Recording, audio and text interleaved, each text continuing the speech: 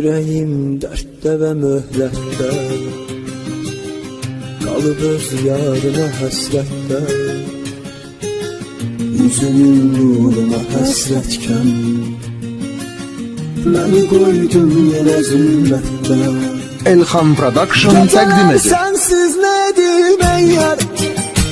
Sen söyle, sen söyle. Beni bu karanlıklara tapşırma.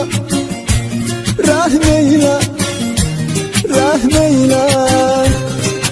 Yok bu kadar darda dözüm bende.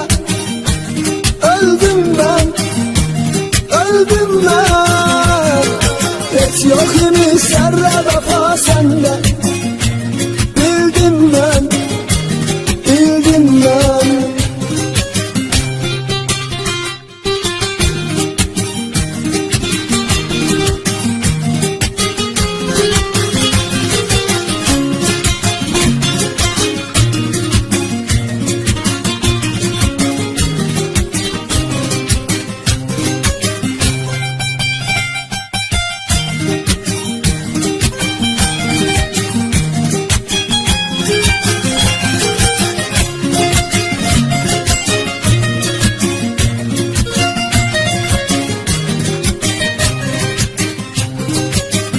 Yine ruhum geceler yatmaz, o seni terk eləməz atmaz.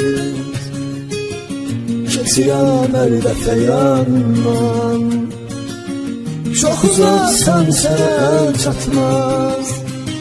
Sen mənə göylər kimi lazımsan, lazımsan, lazımsan.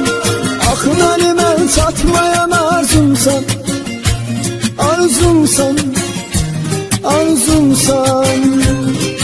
Yok bu kadar darda dözüm bende. Öldüm ben, öldüm ben. Hiç yok imiş zerre vefa sende. Bildim ben, bildim ben.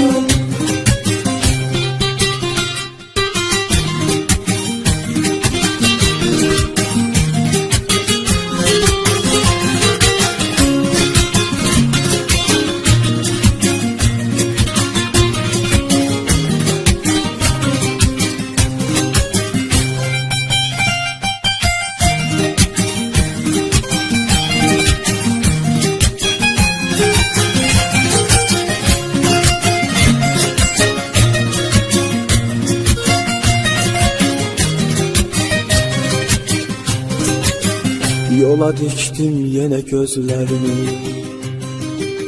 yine bir gün geleceksen sen. Oku mektuptaki sözlerimi, ne bir derdim bileceksen sen.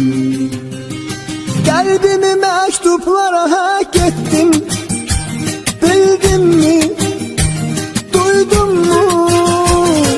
Her yazılan mektuba bir arzu, saydım mı, saydım mı? Yok bu kadar darda dözüm bende. Öldüm ben, öldüm ben. Hiç yok imiş zerre vefa sende.